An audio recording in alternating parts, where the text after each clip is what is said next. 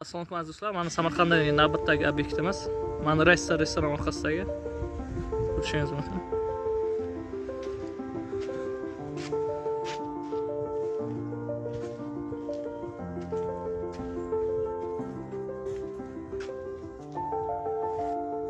Tagida kafel qilingan ekan.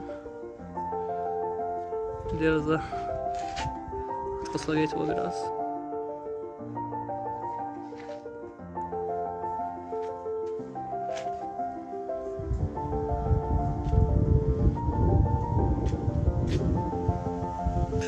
Roza chetlariga ham e'tibor bering.